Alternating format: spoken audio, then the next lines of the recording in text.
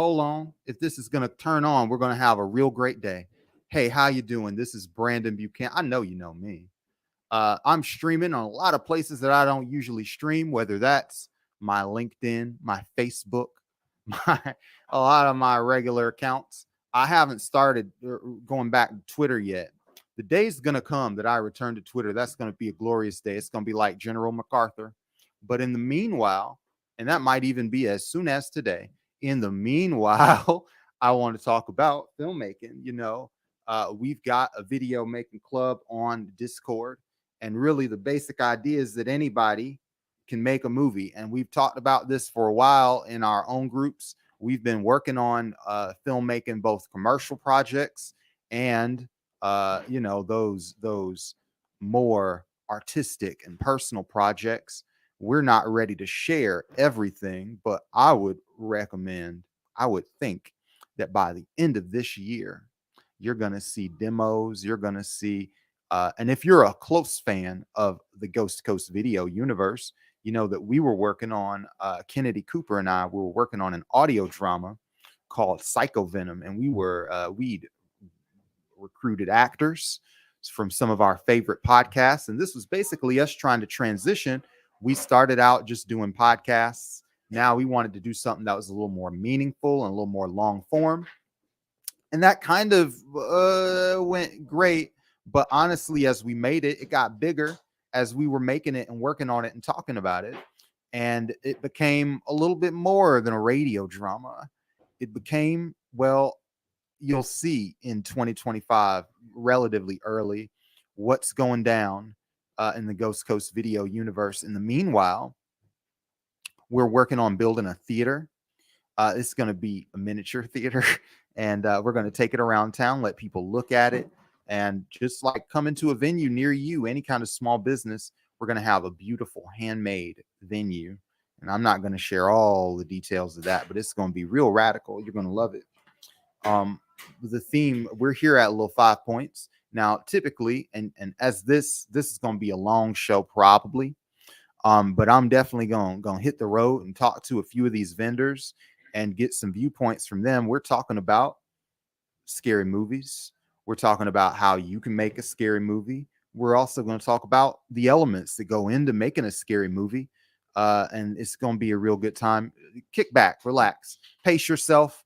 This ain't going to be like a YouTube essay where I'm just going to sit up here and spit a million miles a minute at you.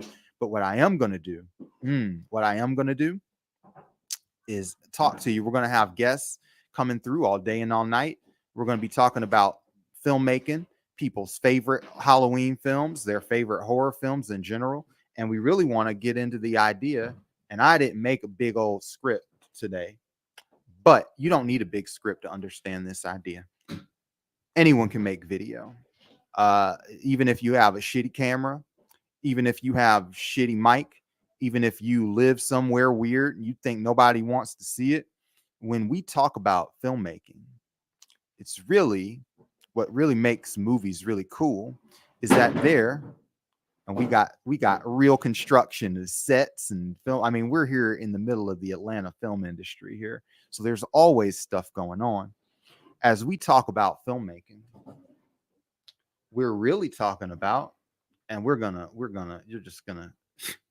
talking about a set of elements. They're all different from, if you take a movie and you break it down to components, there's the actors, there's the directors, there's the setting, there's the scenery, there's special effects, there's sound.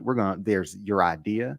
And all of these really can be stripped down to something that's so cheap and so easy to do that anybody can make one.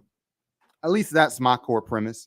And as we're here at Halloween, we're going to be asking folks to take pictures, participate, and tell us not only what their favorite movie is. We're going to get people to have that conversation just so that, from my own personal perspective and reasons, I can go back and I can talk to people.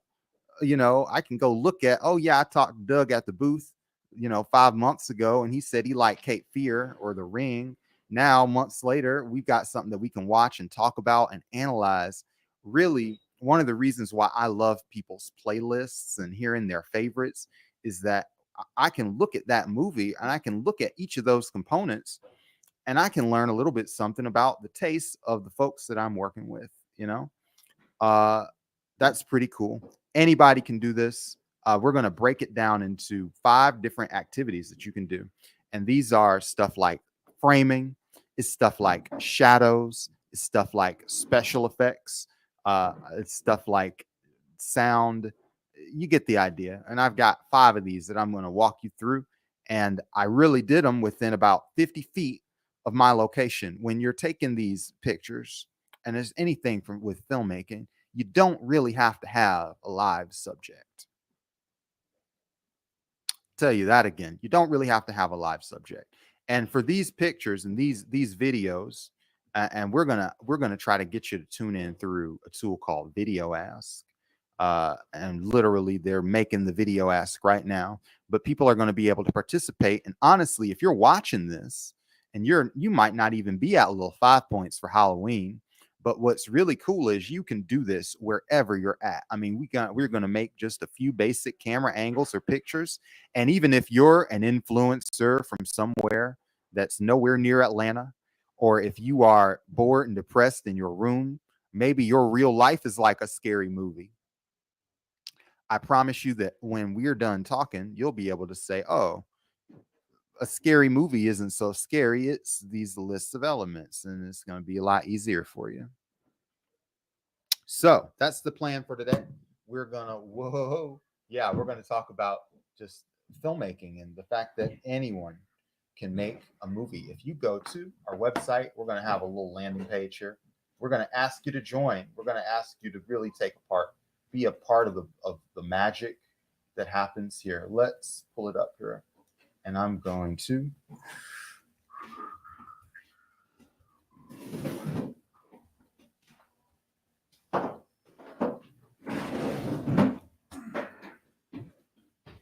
all right, you go to ghostcoast.video/Halloween. You're going to see the landing page and you're going to get to see some of the sites that you'll be seeing today. My plan is to get a camera and go around and talk to all the vendors. I don't know for sure whether I'll be streaming as I do it, but I definitely have got a couple of phones. Actually, I'm pretty sure that I will be streaming. I just don't know who will be here while I'm there. You know how all that goes. It's going to be just a whole thingamajig, for sure. In order to stream to Twitter, you got to buy some bullshit, I think. It's hard for me to eat. I barely even log into Twitter lately. You know, it's become what could be generously described as a hellhole. I'm just being honest here. You know, what am I saying? Yeah. I'm going to get some of my buddies in here. We're going to just slowly roll this day out. And what's cool is pacing is a part of filmmaking. Hold on a second.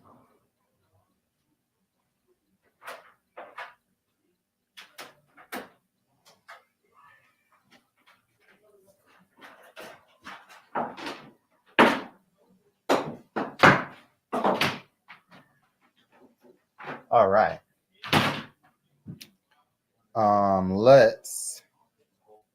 Let's talk to some people. Don't worry, we're here for a marathon and not a sprint. I'm gonna pull up some stuff.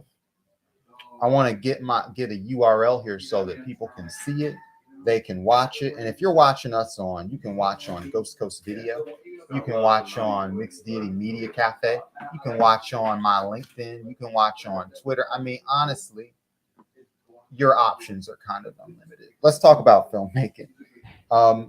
First of all, your idea is probably the most efficient thing that you can do when it comes to a horror movie.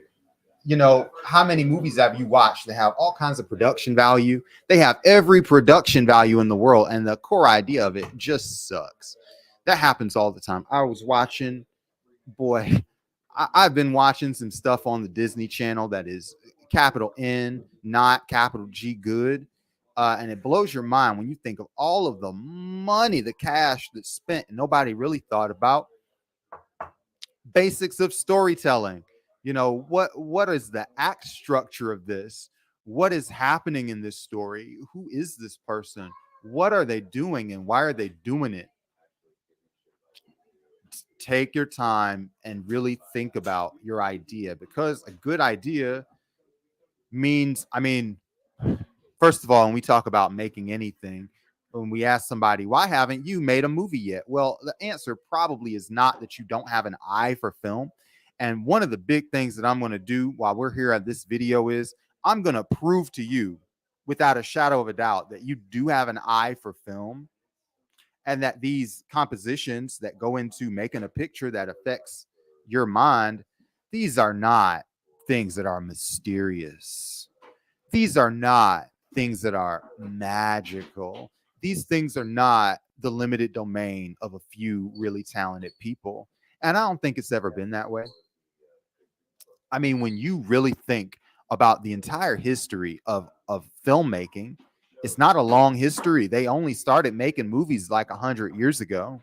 And when you think about the long stretched out road of human affairs, all of time, filmmaking is a very young art. And so, with any art that starts out, it starts really expensive. But now, more than ever, a phone's real cheap, microphones are real cheap, lighting's real cheap, editing's kind of cheap. You got to get you might have to learn a skill or two to make the editing work. But in terms of just getting your eye and to show the emotional concept of what a great movie is to somebody, if that is inside of you, you can definitely transmit it to a person. Anybody can make video, and the idea is the first step. uh Horror movies with great ideas. One second.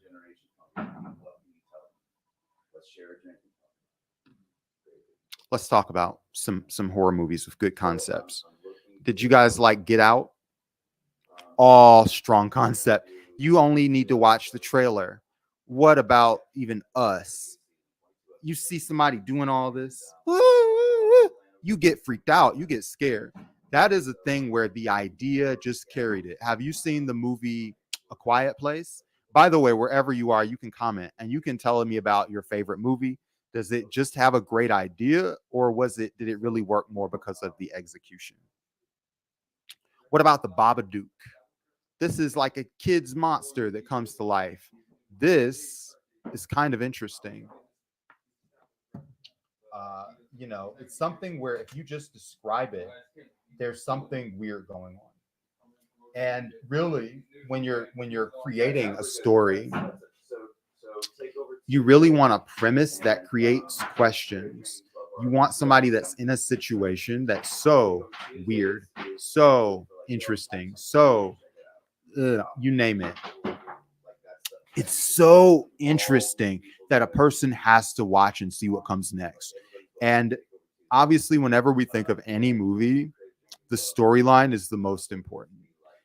When I think of a story, I really think of four parts. And I'll come back to that and talk about thorough lines and how stories work maybe later. But the core idea here is that the story is the most important thing. And if you take 2 months or 3 months or a year thinking about who your main character is, who's going to challenge their beliefs, what is the relationship between these characters, what kind of situation are they in? If you have those things, you probably have a good movie idea. It Follows, Cabin in the Woods, Blair Witch Project. These are all horror movies where the hook was they just described it in one line. If you were to start just churning, boy, what am I thinking? What am I thinking? What's going on here? If you were to start doing that, you'd find some real sick ideas.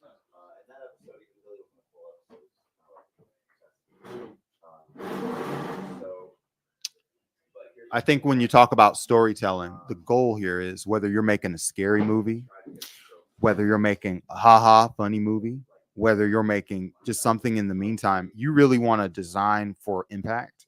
Really think about how you want the audience to feel, what you want them to get out of watching your film, and nail that down. Really nail it down. Make it a part of what you're doing. That's real cool when you can do that consistently. Script.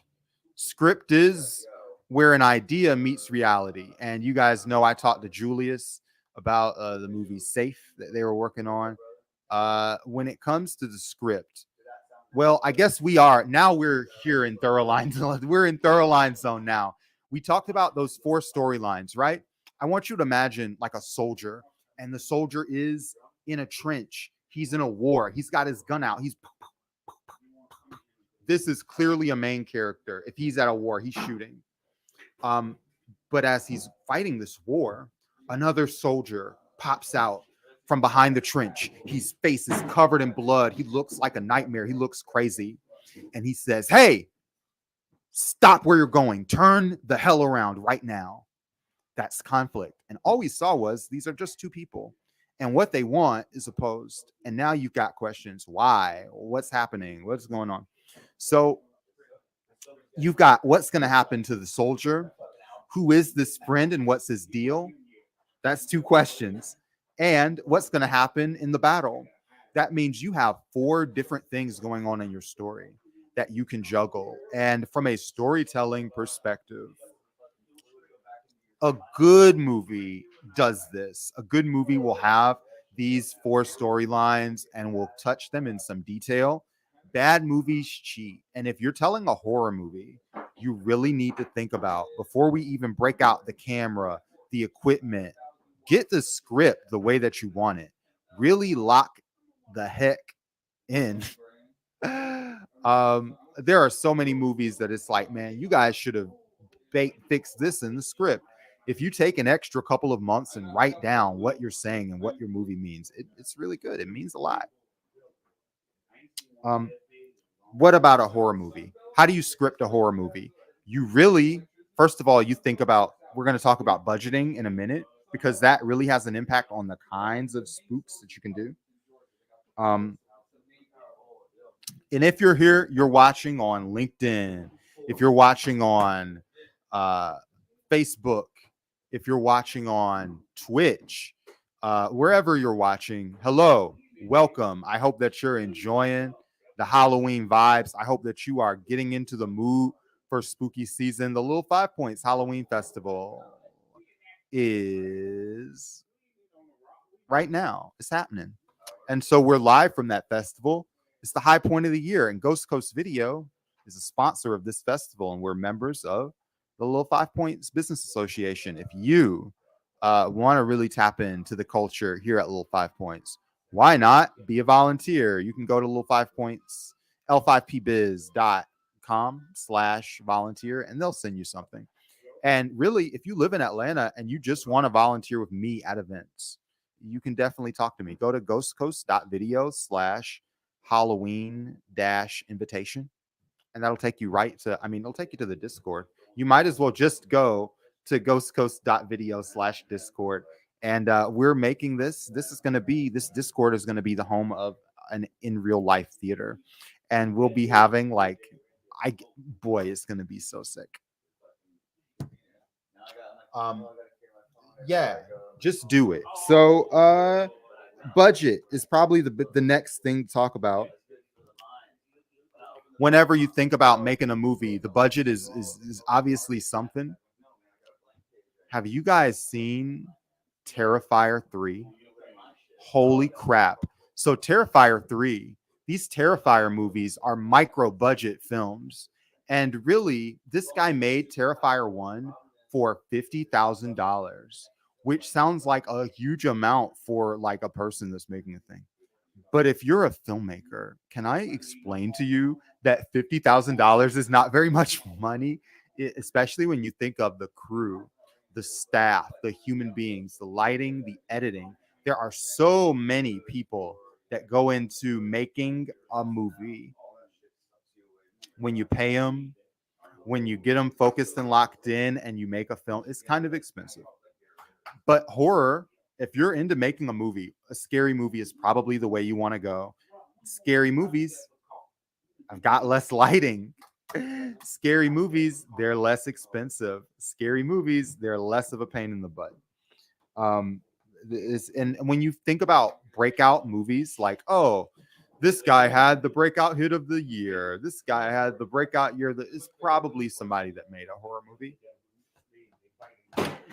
But when you're budgeting, odds are you are not gonna have, oh, I just need $1 million to make my movie, and you go around and you talk to people. Most filmmakers, at least ones that are in my own city, they're micro budgeting. They're talking to people. They're trying to get a venue that they can shoot in. They're trying to get their hands on a camera. They're trying to scrape up like volunteers. They've got a set amount of time that they wanna, be able to shoot in. They want to get that one location and those 3 shots in and get them out. When you're budgeting, you've got to really think about what are the assets that you have. If you live, like, let's say you lived in a stage theater and you were making your first movie. Maybe you're bored with the theater and you would be like, that's not interesting anymore. But that's a good place to shoot your movie. If you have a location that you have access to, shoot your movie there. Duh. Makes pretty good sense, right? Whatever your assets are, that's what you lean into. Like, if you're really hot, maybe you are the special effects and you're cheaping out on other things. If you've got really good equipment, you're going to try to shoot a scary movie that's a little more technically ambitious and leans on your equipment. If you've got good costumes or you've got good sound design, you want to think about what you have, honestly, before you even start making the script. Thinking about the assets that you have. It's just like cooking. You wouldn't say, oh, today I'm going to make a hamburger. You look in the kitchen, you look in the refrigerator, and there's like peanut butter and jelly there. Oh, you can't have a hamburger. You need to look in the kitchen, make the list of the ingredients, find out. When we started doing this conversation, we talked about components, right? Your film is components. So you want to think about the components of acting, scenery, setting, decoration. If this is your first film, even if it's a horror film, I would really advise that you have one actor, one camera, one location, and you think about ways to convey a mood that shifts or changes over time. Because this you can do in 4 or 5 minutes of space in a short film. You can light differently. You can have an actor act differently. You can use props. There are just so many ways to show a person's changing emotional state in one room. It's obviously not as exciting as the kind of things that when somebody I'm going to make a movie. I want Gangland Epic. I want a cast of 20. Or they think, oh yeah, I want 2 people yelling at each other. I want 3 people yelling at each other. But really, anything that relies on volunteers. I really could just trail off there. Anything that relies on volunteers. All right, I'll talk to you guys later. But I'll say more. Anything that relies on volunteers, you can't rely on it. What if your actors don't show up? Even if they're being paid and they're being paid only a nominal amount of money, actors flink all the time. They just do. I don't know what to tell you. But think about the assets that you have. And remember that, like, in terms of filming, Steven Soderbergh shoots stuff with an iPhone all the time. Now, what Steven Soderbergh has that you don't have is the lighting, the rigging, the dolly. Of course, Steven Soderbergh has a very directed eye, but also you can shoot stuff on an iPhone, and you may need to be creative with lighting. You may need to be creative with setting up the shots, like with a tripod and your location, but you definitely can shoot a small film using your cell phone, which is pretty sick. Your cast is an element of your movie. We talked about who are these people. You really want to, number one, get actors that are reliable. And most of the actors that we've worked with have been super, super great. I'm not saying it in a shady way. Like I'm going, hey, first lesson, these actors. No. I'm not exactly saying it like that. Actors have been great, but also you want to think about who's going to act in the movie. Are you going to put up flyers? Are you going to talk to somebody that you know? Really, more important than do I know them? How much money will they work for? What's more important is you really want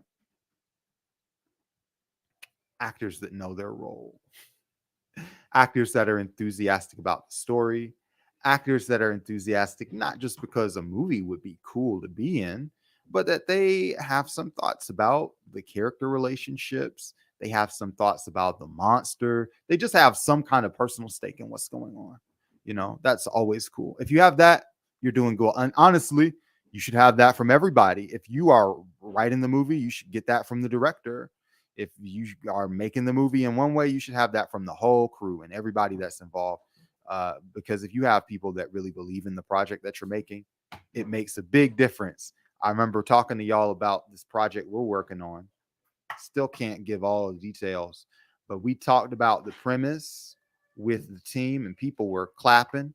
They were hopping out of their seat. They were loving it, right? Enthusiasm, you need that. That's like your bank when the days get really hard and you get sick of doing this, right? Locations.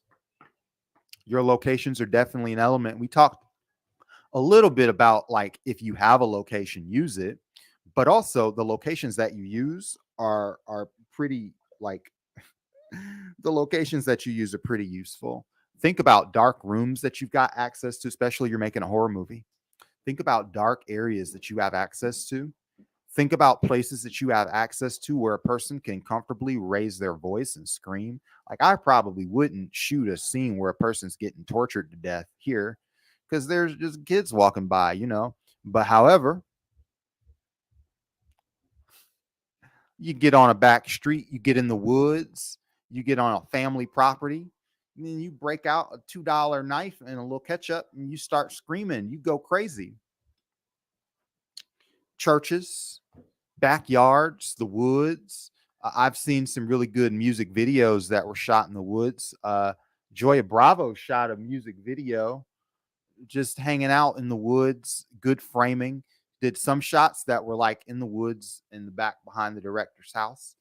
Also did some shots that were in like a really narrow area that had some funky lighting and just intercut those two. This is all that filmmaking is. It's just a series of compromises. Look for spaces when we're talking about, I talked about dark rooms, churches, outside. What do all of these things have in common? Let's play Jeopardy for a minute.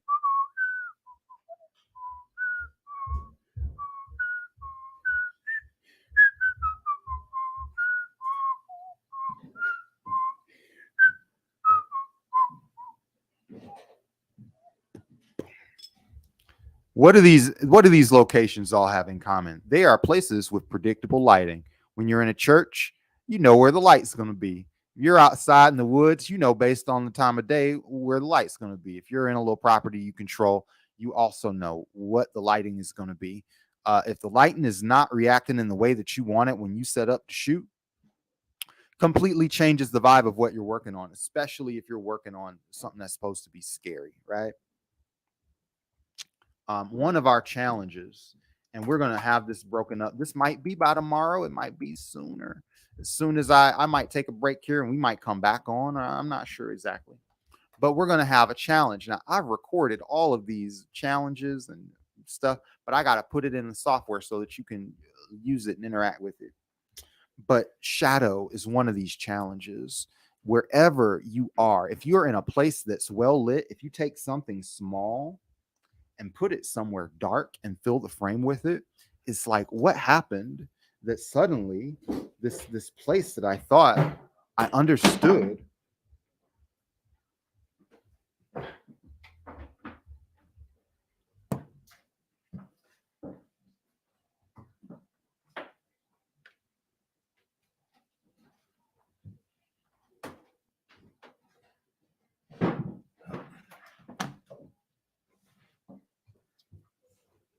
Yeah, hello. This place that I thought that I understood is different. Hey, what's up? Um, yeah. So if you can, it's not only just finding a shadow. If you put a light source that it already exists and you put it in a strategic place, like you ever seen those movies where a guy in high school meets his crush, they put a light and it's like, oh, and honestly, I got a little light behind me. I look kind of angelic from this perspective. I've got a little gentle haze. If I were to come in here and say, oh, I'm here to help you, there'd be a little light behind me. You'd have some emotional annotations to go with that, right?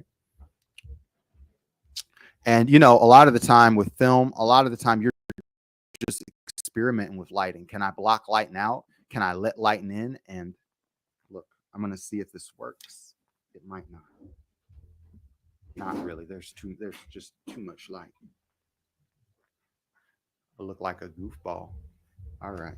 Anyway, sound design is a big part of these. And by the way, if you have any of these elements that you're interested in, join the Discord.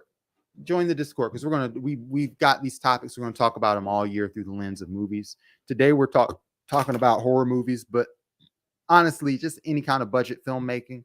We're gonna start talking to you about what we've seen in the movies that we've watched, and we're gonna share with you our own journey into producing just stuff that you can enjoy.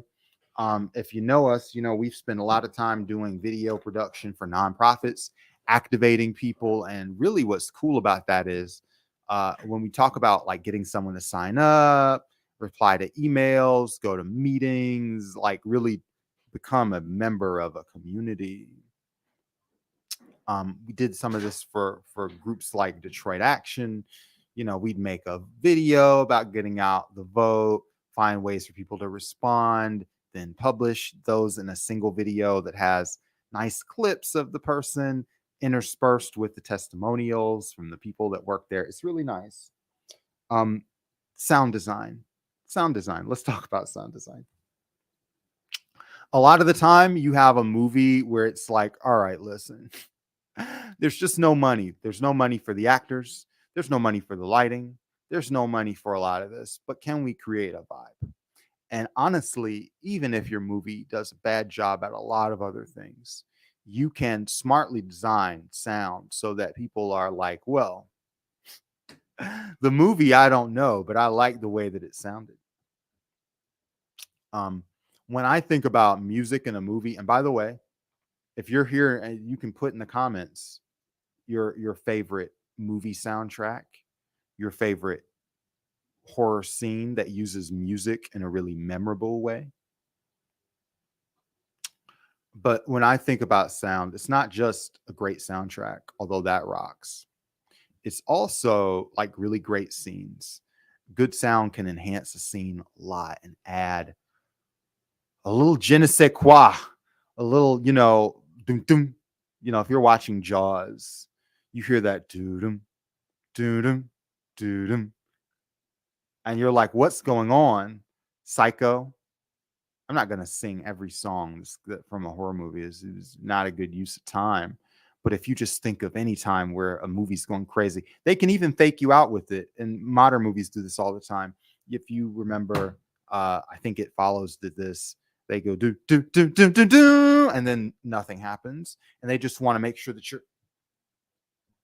And any horror movie has this. What's happening? I don't know. Use makeup. That's another thing you can do. A lot of horror shorts, if you go on YouTube, the thumbnail is just the mask. And these guys have like 800,000 views, 500,000 views, a million views. And a lot of it, it's just they got a really detailed, ornate mask, and that is their prop. In any sort of budget filmmaking, you definitely want to think about like what kind of props do you have? What kind of props would you want to have? Can I use these props to illustrate something about a character? Like if I were using this remote to do things, you saw the image changing every time I go, bloop, bloop, bloop, bloop, bloop, bloop. No problem. I would look like, oh, I've got an annotation of being more in control of this broadcast, which by the way, I'm pretty in control of the broadcast as it is, right? Makeup, costumes, masks. If you don't have the money for, and maybe you don't have the face for an actor, a mask that's dark, that's suspenseful, where people are, oh, I'm scared. What's happening? This is what helps. This is what does it. Directing. Yeah. Editing. Let's skip directing. Let's talk about editing, because editing, I mean, this challenge has got lots of things. It's got lighting, it's got shadows, it's got framing, it's got angles, it's got sound. What we don't have as a challenge is editing.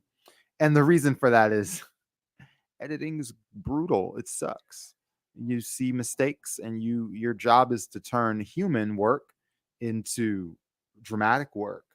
And when humans talk, when human beings talk, we do not talk in we talk in speech. We do not talk in dialogue. Dialogue is like, movie characters don't talk the way that regular people do. I don't even think that's a controversial thing to say. They just don't. There's no, like, if you ever read like a really shitty book or novel or movie, one of the signs that you're watching something that sucks is when a character picks up the phone and is like, "Hello, this is John." And they're like, "Hey John, how are you? What's happening today?" Are we watching The Room? Characters do not exchange pleasantries generally in movies that are good. Generally, they have conflict. They are talking about something that really means something to them and to the people around them, right? Editing, editing, editing. Slow motion. Disappearing. When a character does like, "Come play with us forever," and they're here, and then you go, "Woof," and then they're here. Yeah. That kind of thing. Man, in that situation, that's good editing. And releasing, is part of it too. Distribution is a part of any movie, and distribution is like a big piece of the puzzle. It's a lot. Distribution is how your film finds an audience, and the stories of distribution are they're a nightmare. I mean, most people have a lot of trouble finding the right investors. It takes not just time and not just connections, but also like a good body of work that people around you have signed on to. And by people around you, I mean like actors that the producers and investors have heard of. If an actor sees your script and they like it and they sign like a letter of intent that says, "Hey, if there were an investor for this, if I were getting paid, I really strongly consider doing this movie." And you don't need Tom Cruise to sign this kind of letter. Like, think of a D-list celebrity like Felicia Day or James Corden or David Cross, or just somebody that's not super popular, but like oh, I know who David Cross is. If somebody like that is a little bit interested in your story, great. Hold on to that. Get them to sign a document. Don't let go. Even if they're not going to really just getting their interest enough to sign a document is pretty big for building those last situations. This is so great. There are so many elements that go into making a film. And no matter who you are, there's something that you can do. This is just part one. I'm going to take a small break. I'm going to get some water or something. We're going to be here. I'm going to be up here for a while. I'm going to go talk to people. I'm going to do some man on the street stuff. I was really hoping that some folks would come by on time, but whatever. So be it. All right. Let's Now, honestly, because I'll make a deal with it, it's self-balancing. It's like a person doesn't fucking do their shit. We're not all sitting there hanging with a picks on them. Yeah. Because it would have been set up to where the shit wouldn't even be. I'll be back. We'll start a new stream in like, I don't know, half an hour. I'll see you soon.